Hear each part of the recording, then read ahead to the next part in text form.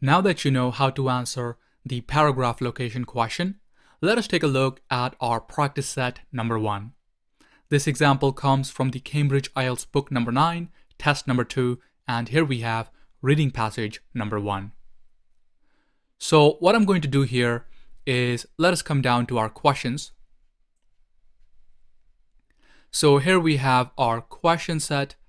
In this set, we have 6 questions and we have a total of 9 sections or 9 paragraphs. So we have 9 different answer choices.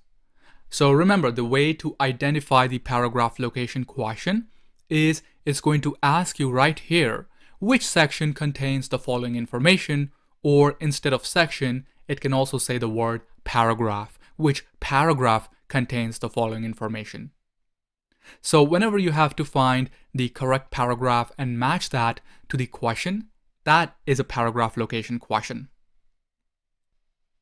So when you get your reading passage, for example, here I'm looking at reading passage number 1, what I would do is I would first come down to the questions and then I would look at all the different question types in this reading passage. So some of them may be more tricky ones, for example, the paragraph location question here. Other questions may be easier questions like fill in the blank or multiple choice. So the first thing that I would do is I would come over here and I would start to mark these keywords from the paragraph location question. So I'm going to be marking only the most important keywords: subject, object, and verbs. I don't want to mark too many keywords because if I do that, then it can get a little bit overwhelming and it can be harder to have these keywords in the back of my mind while I go about looking for the answers to the easy questions first. So that's why I want to keep my keywords to a minimum, and I want to only mark the keywords that are going to be the most helpful. So for question number 1, I'm marking National Policy Initiative. Here I'm going to mark Global Team Effort.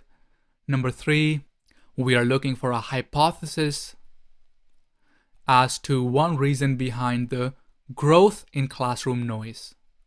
Number 4, we are looking for a demand for suitable worldwide regulations. Number 5 is a list of medical conditions that can put children at more risk.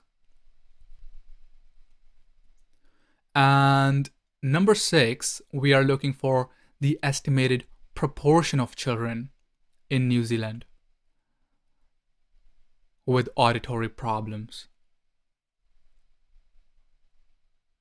And here we can extend that. We can say at risk from noise. We are looking for a very specific type of risk. So those are the keywords that I'm going to be marking for this question set. And once I have marked these keywords, I'm going to leave these questions alone. At this point, I would move on to answering the easy questions first, and I would mark the keywords for those easy questions, and then while I'm scanning for the keywords to those easy questions, during that time I'm also going to be keeping an eye out for these keywords from the difficult question. So while you are looking for the keywords to the easy questions, you have to be on the lookout for these keywords as well. Hold these keywords in the back of your mind so that you can pay attention to them and you can mark them when they present themselves to you. Okay? So for this question set, I'm going to be assuming that by now I have already went ahead and answered my easy questions, and now that I have answered my easy questions for reading passage number 1, now I'm returning back to my difficult questions at the end. So now it is time for me to answer these questions. And the next question is, where should I start? Which question should I answer first? Well, like always, we have to start with the question that is going to be the easiest for us to answer. And which question do you think is going to be the easiest for us to answer?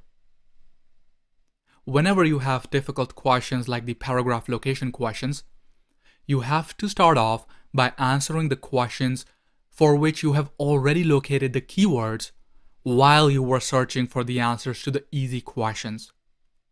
So for these questions, I'm going to be assuming that I have already found the keyword for this question over here.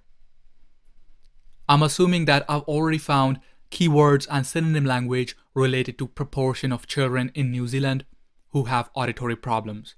I'm assuming that while I was looking for my answers to the easy questions, I came across synonym language for this question, so that's where I'm going to start off. Now, most of the times when you answer in this way, when you answer the easy questions first and then come back to the difficult questions, it's going to become so much easier for you to answer these questions because you will have given yourself the chance to become familiar with the paragraphs. So, typically speaking, you should be able to answer most of these questions right away. Okay, so in a typical situation, you will have found most of these keywords already by the time you start to answer these questions. And you will only have to look for the answers to a couple of them that you have yet to find the keywords for. So you should be able to answer most of these questions right away. So for these questions, I'm assuming that I've already found the keyword to question number 6 up here in paragraph A. Here it mentions the proportion of children who have hearing loss or auditory problems, and then around here it also talks about New Zealand. So I know that I found my answer somewhere around here. That is going to be the matching sentence, and let's read the sentence. It says, "The New Zealand Ministry of Health has found from research carried out over 2 decades that 6 to 10% of children in that country are affected by hearing loss." So that is the proportion of children who are affected by hearing loss in New Zealand. And question number 6 is asking us the estimated proportion of children in New Zealand with auditory problems. So which paragraph do we see that specific information in? Remember, we're always looking for very specific information in the paragraph location questions. So here, that specific information, that proportion of children in New Zealand with auditory problems or hearing loss, that is synonym language, we have found this information in paragraph A. So the correct answer to question number 6 is A. Now let us move on to our remaining questions, and right now I'm going to be looking for a list of medical conditions. I think that is going to be rather easy to find, a list of medical conditions. So I'm going to be looking specifically for this keyword and also this keyword, at risk from noise. I'm specifically looking for the answer to question number 5. But while I'm looking for this keyword, I'm not just focused on this keyword alone. I'm also paying attention to all of these other keywords that appear in the rest of these questions. I'm trying to have these keywords in the back of my mind so that while I'm scanning for this keyword, if any of these other keywords come to me, if they jump out at me, then I'm going to be marking those keywords and then answering those questions right away or maybe right after I find the answer to this question. So here we go. I'm looking for a list of medical conditions. And by the way, since I've already found the answer to question number 6, which is paragraph A, I can just put this cross across it so that I know that I've already found the answer to paragraph A, so then I can eliminate it and not pay any attention to that. I can just focus on the rest of the paragraphs then, so that will save me some time.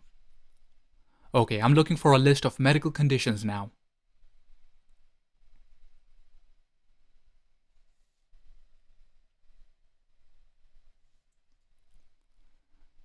Don't see anything about that there.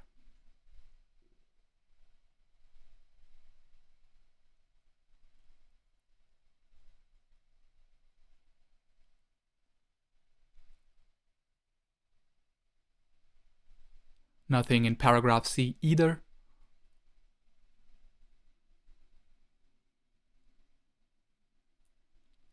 Okay, right here I see a bunch of different medical conditions listed out.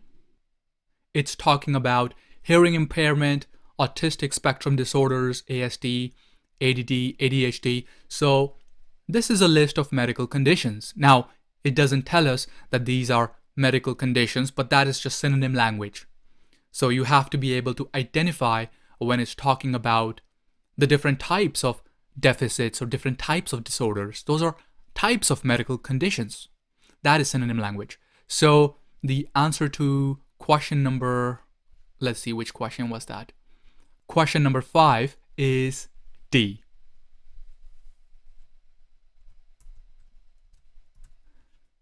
So now that we have used up that answer choice, paragraph D, you can just put a cross next to it so that you don't have to pay attention to this paragraph anymore.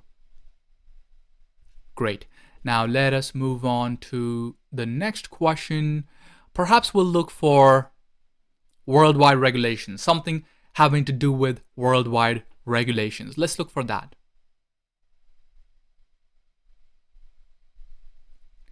Keep in mind, I'm also on the lookout for other keywords from other questions while I'm looking for worldwide regulations.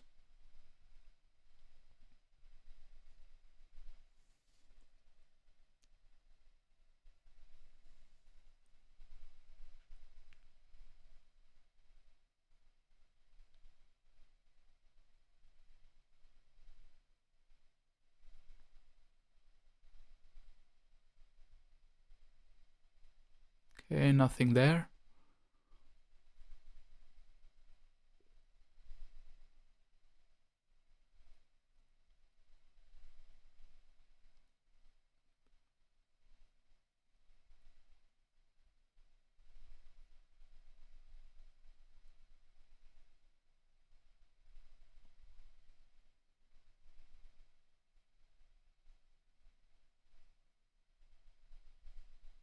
I'm still scanning.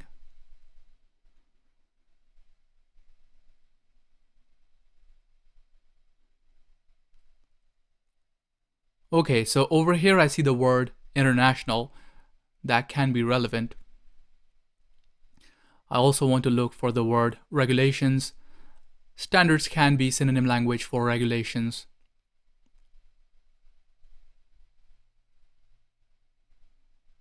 So we might find our answer here. Let me check. A demand for suitable worldwide regulations. Now I want to also pay attention to the specific information. We are looking specifically for a demand. A demand.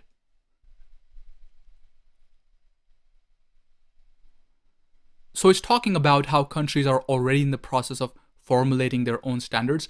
Guys, I want to point out to you one thing that can be very helpful. When you are trying to find out what the paragraph is about, what you can do is you can read what is called the topic sentence. So the topic sentence is the first sentence up here, and that first sentence in the paragraph is going to give you a general overview about what that paragraph is going to talk about.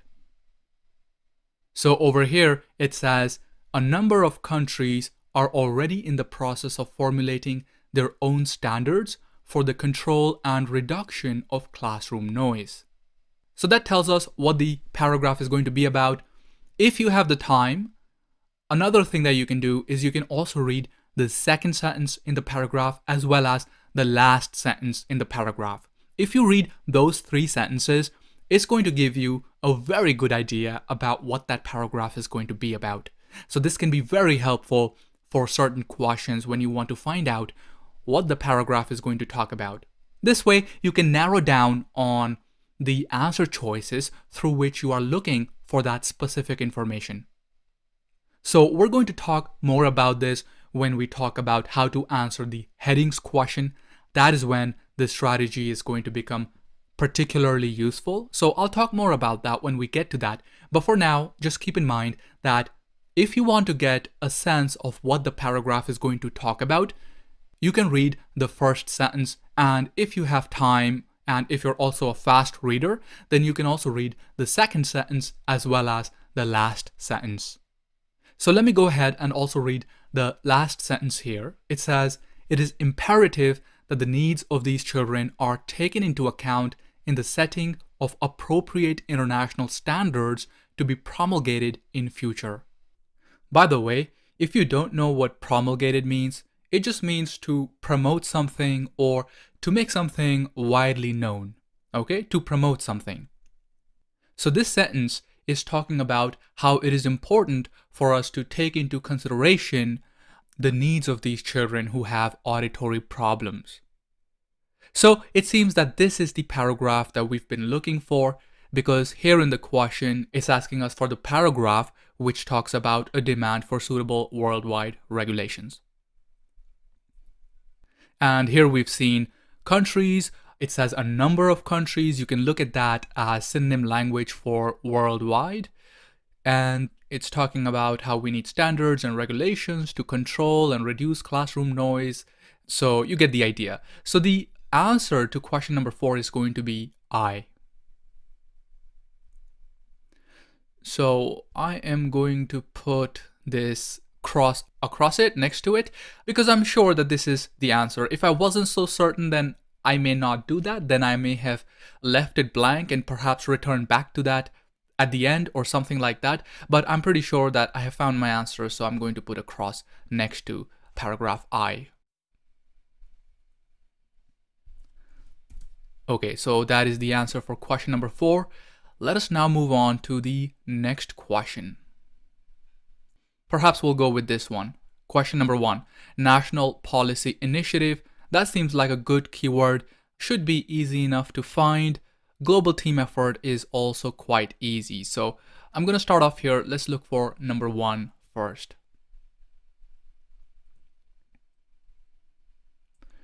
So I am scanning from paragraph starting here.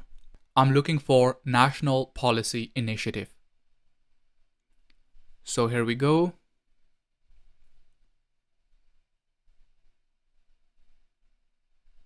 Guys, look at this. Here it's talking about how noise in classrooms can exacerbate difficulty. Exacerbate means to increase or to worsen, to make something worse, to aggravate something or to amplify or increase something. Okay, that is what that word means. And here it's talking about how the noise can increase the difficulty in comprehending whatever the teacher is teaching. So here we haven't found the keyword that we were looking for, which was National Policy Initiative. We were looking for that keyword. But here, while I was looking for that keyword, I came across different keywords. Exacerbate their difficulty. And I remember that these keywords actually are keywords for this question over here, question number 3. Because question number 3 is asking us about the reason behind the growth in classroom noise. What is the hypothesis? What do we think is the reason behind this increase in classroom noise? So paragraph B seems to be talking about this very thing. So this is why it's important to have these other keywords in the back of your mind while you are looking for your for whatever keyword you're looking for. Just be sure to have the other keywords in the back of your mind as well while you are looking for your specific keyword. So I'm pretty sure that the answer to question number 3 is probably going to be B. I'm not fully certain, but I think that we're going to find the answer for that over here. So anyway, I'm going to skip over that for now, and I plan to come back to it after I have answered this question number 1. So let us keep moving on. We are now at paragraph C. I am looking for National Policy Initiative or something related to that.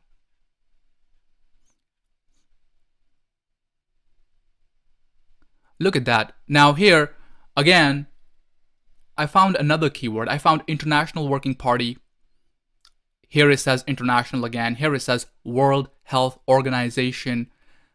All of those are relevant keywords, not for the keyword that we are looking for right now, but these are relevant keywords for other questions, because I remember that over here it talked about global team effort. Well, this over here in paragraph C very much sounds like global team effort. World Health Organization is involved. We're talking about International Institute and so on. I feel that paragraph C might be the answer to question number 2. Okay, I'm going to come back to that and I'm going to confirm that. Now, I am still looking for my first keyword, which is national policy initiative. Guys, what you can do is, if it helps you, if you think that this is the answer to, well, I think that this is the answer to question number 2, so I can just put number 2 next to it. I'm not quite sure, so I'll just put a question mark here. For B, I think that that is the answer to question number, what was it? Question number 3. I think that B is the answer to question number 3. So I'm going to put question number 3 with a question mark next to it. I'm going to come back to these. Okay, I'm going to come back to these. So let me first look for this keyword, national policy initiative. Okay, I'm going to skip over that since we already used it. So we're going to jump straight to paragraph E.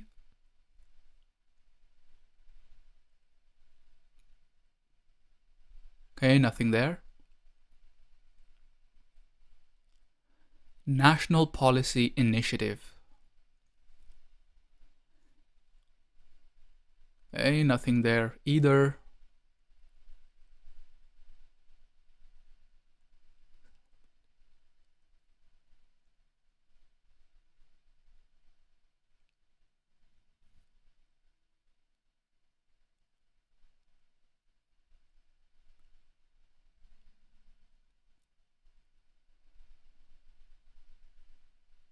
Okay, here it seems to be talking about national policy initiative. The reason is that here it's talking about developing strategies. It seems that this is an organization. New Zealand Disability Strategy is an organization, or perhaps a program. It says the New Zealand government developed this, so maybe it's a program. And this seems to be some sort of an initiative, some sort of an institutional regulation. And the definition of national means something related to a country or a nation. Well, New Zealand is a nation, right? So, of course, we're talking about national policy, something related to national development. That is what the New Zealand government is trying to do. It is trying to enforce some sort of a regulation, some sort of a program that can help these children. Let's go ahead and read this first sentence. The New Zealand government has developed a New Zealand disability strategy and has embarked on a wide-ranging consultation process. The strategy recognizes that people experiencing disability face significant barriers in achieving a full quality of life in areas such as attitude, education, employment, and access to services. Okay, so it's talking about how people who face this disability can have a wide range of these problems. They can face difficulty with education, employment, and so on. So the New Zealand government wants to do something about it. They want to take some sort of a national initiative. So the answer to question number 1, an account of national policy initiative, that is going to be H. Paragraph H. Great. So now we only have 2 more questions left, number 2 and number 3, and we already kind of found the paragraph. We think we found the paragraphs for these 2 questions. So let's go ahead and double check to make sure that we have in fact found our answer. So here we're looking for a description of global team effort. Okay, a description, an example of a global team effort where a bunch of countries come together and they do something towards this cause. So I think that the answer to question number 2 is over here, since it talked about international institutes, working parties, World Health Organization.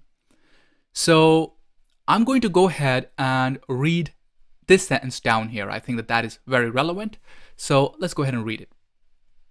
The International Institute of Noise Control Engineering, on the advice of the World Health Organization, has established an international working party which includes New Zealand, to evaluate noise and reverberation control for schoolrooms. Okay, so it's talking about how World Health Organization, which is of course composed of many different countries, all those countries are together taking an initiative. In other words, what we have here is a global team effort. So the answer to question number 2 is going to be C. And here we have number 3, that is our final question. It says a hypothesis as to one reason behind the growth in classroom noise.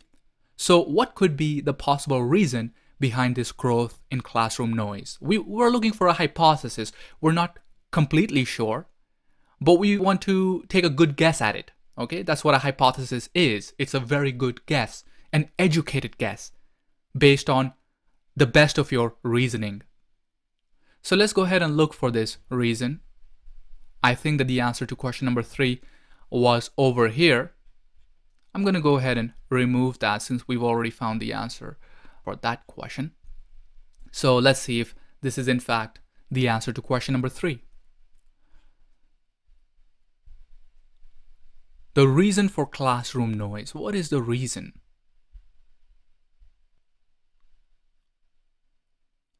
See, over here is talking about how all of these different variables create noise in the classroom. Check this out.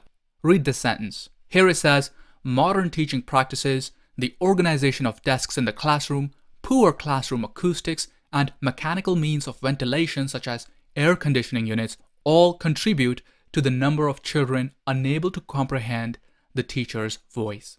Okay, so all of those reasons together create this noise that hinders the learning process, that gets in the way of the learning process. Now, here, are we sure that these are the reasons? Or is this just a guess? Is it a hypothesis? Well, this is a hypothesis because here it says a preliminary study. The definition of preliminary means something that is not yet confirmed. It is not conclusive. Okay, so the results suggest something and we think that the results mean something, but we're not 100% sure if we can trust those results, if we can rely on those results. So anything that comes out of a preliminary study, any results that come out of a preliminary study are not conclusive. So in other words, they are a hypothesis because we don't yet know for sure, because this is an initial study or perhaps a first study, okay? Not a conclusive study. We have to do many studies in order to say something conclusively. So that is a hypothesis. That is synonym language for hypothesis, a preliminary study. We're not sure. So these researchers over here, Nelson and Soley, have suggested that these are the things that are causing noise in the classroom. And then they further go on to say that this all amounts to heightened activity and noise levels, which have the potential to be particularly serious for children experiencing auditory function deficit. Okay, basically, all this noise is having a negative effect on children. That is what this preliminary study is telling us. So the answer to question number 3 is going to be B. Okay, we're going to put B over there, and we are now done with this question set. Hope you found this helpful. I'll see you in the next video in which we'll go over how to answer practice set number 2.